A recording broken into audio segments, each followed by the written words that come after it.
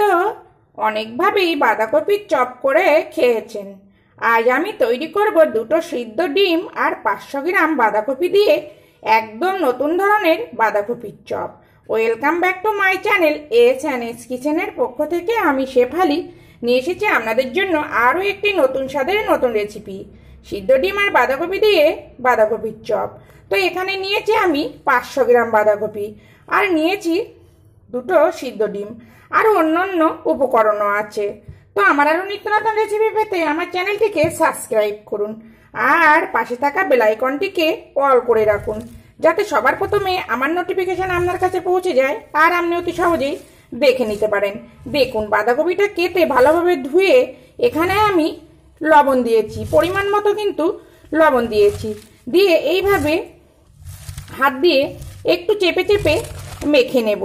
মেখে আমি 10 মিনিট মতো রাখবো। একটু বেশি সময় রাখলে ভালো হয়, মানে আর কি বাঁধাকপিটা খুব নরম হয়ে আসে। দেখুন, মাখা আমার হয়ে গেছে।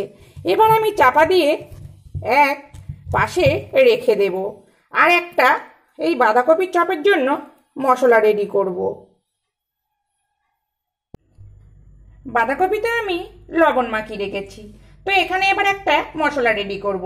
দেখুন, এখানে দিয়েছি 1.5 ইঞ্চি পরিমাণে আদা, মানে আর কি আপনারা যতটা বাঁধাকপি নেবেন সেই পরিমাণ বুঝেই কিন্তু মশলাটা ব্যবহার করবেন।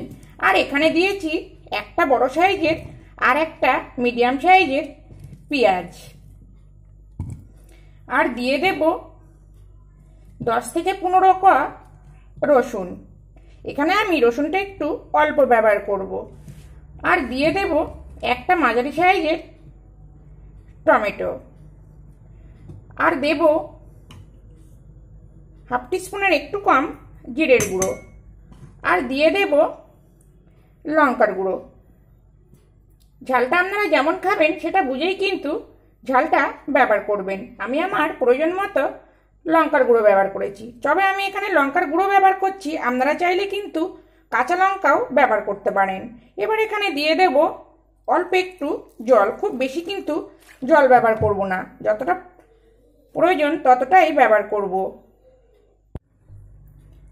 দেখুন, মশলা আমি পেস্ট করে নিয়েছি। আর অন্যদিকে দেখুন, আমি যে বাঁধাকপিতে লবণ মাখিয়ে রেখেছিলাম অনেকটা পরিমাণেই কিন্তু জল বেরিয়েছে। এবার দেখুন, নেব অন্য একটা পাত্র, আর যে বাঁধাকপি আমি লবণ মাখিয়ে রেখেছি দেখুন এরকম চেপে যতটা সম্ভব আমি জল বার করে নেব।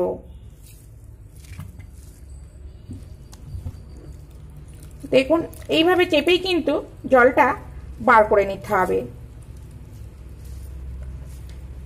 তো বাঁধাকপিটা জল বার করে নিয়ে ফিরে আসছি। দেখুন, সব বাঁধাকপি আমি জল বার করে নিয়েছি, আর দেখুন কতটা জল বেরিয়েছে। জল কিন্তু আমি ব্যবহার করব না। এবার দেখুন, এখানে যে মশলা পেস্ট করে রেখেছি এই মশলা দিয়ে দেব। একদম অন্যরকম স্বাদের এই বাঁধাকপির পকোড়া। এই পকোড়া কিন্তু খেতে দুর্দান্ত টেস্ট হয়। দেখুন, পাত্রটা আমার একটু ছোট হয়ে গেছিল, তা আমি পাত্র চেঞ্জ করে নিয়েছি।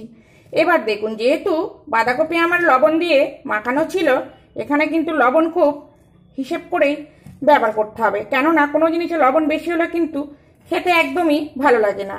তো দিয়ে দেব অল্প পরিমাণে চিনি, একটু স্বাদটা বাড়ানোর জন্য দিয়ে দিলাম চিনি। এবার দেব কালারের জন্য অল্প একটু হলুদ, হলুদ না দিলেও কিন্তু কোনো সমস্যা নেই। আর দিয়ে দেব অল্প অল্প করে বেসন।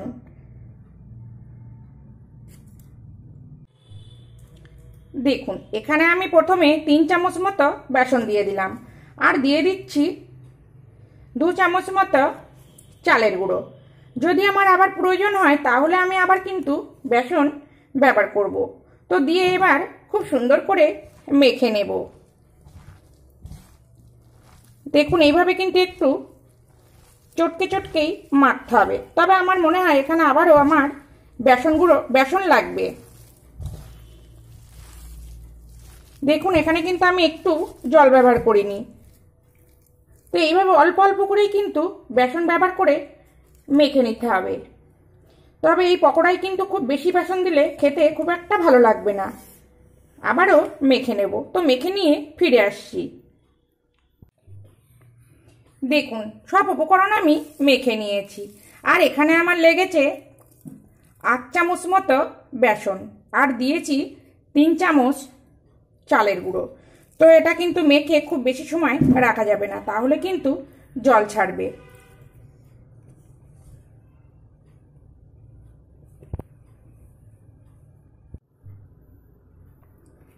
দেখুন এখানে আমি যে ডিম নিয়েছি, দেখুন একটা ডিম আমি 4 ভাগ করে নেব। আপনারা চাইলে কিন্তু হাফ হাফও ডিম দিতে পারেন। দেখুন মানে আমার দুটো ডিম দিয়ে 8টা চপ হবে। এইবার দেখুন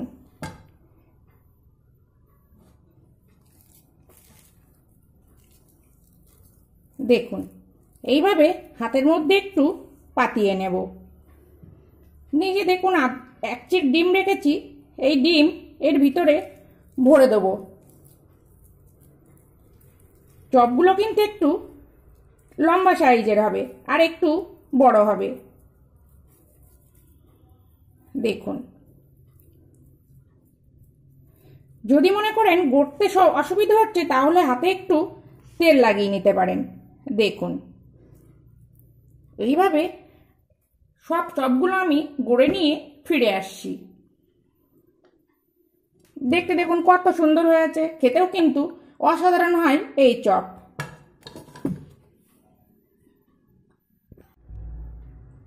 দেখুন আমার 8টা চপ গড়া রেডি হয়ে গেছে।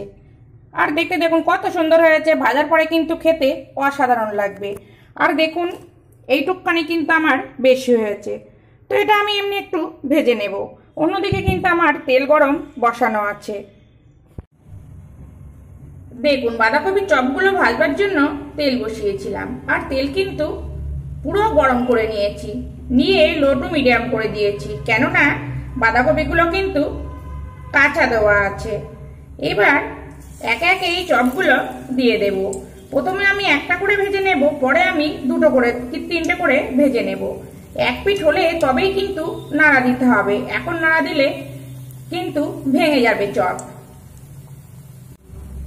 আবার একবার আপনাদেরকে দেখাই, দেখুন আমি কিন্তু লো টু মিডিয়াম করেই চপগুলো ভাজছি, তা না হলে কিন্তু ভেতরটা কাঁচা থাকবে, খেতে কিন্তু একটুও ভালো লাগবে না। দেখুন এক পিঠ আমার ভাজা হয়ে গেছে। এবার দেখুন অন্য পিঠ এইভাবে উল্টে দেব। এইভাবে নেড়ে নেড়ে কিন্তু চপটা ভেজে নেব। দেখুন এই চপ আমি উল্টে পাল্টে 90% মতো ভেজে নিয়েছি। এবার তুলে নেব। তুলে নিয়ে বাকি চপগুলো একইভাবে ভেজে নেব।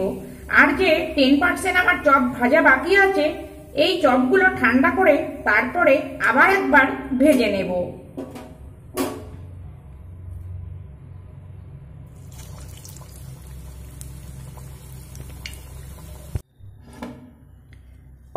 দেখুন বাঁধাকপির চপগুলো আমি সব ঠান্ডা করে নিয়েছি। এবার দেখুন যে তেল গরম করা আছে, এই তেলের মধ্যে দিয়ে দেব। যে 10% আমার ভাজা বাকি ছিল সেটা আমি এখানে হাই ফ্লেমে কিন্তু ভেজে নেব। এইভাবে করলে কি এই বাঁধাকপি আর ডিমের চপ পুরো মুচমুচে আর খাস্তা হবে খেতে। তো আপনারাও বাড়িতে এইভাবে বাঁধাকপি আর ডিম দিয়ে চপ তৈরি করুন, আশা করছি খেতে খুবই ভালো লাগবে। আর যদি ভালো লাগে প্লিজ প্লিজ আমার চ্যানেলটিকে সাবস্ক্রাইব করে পাশে থাকুন। দেখুন ভাজা আমার হয়ে গেছে, আর দেখতে দেখুন কত সুন্দর হয়েছে। এবার আমি তুলে নেব, আর একইভাবে বাকি চপগুলো ভেজে নেব।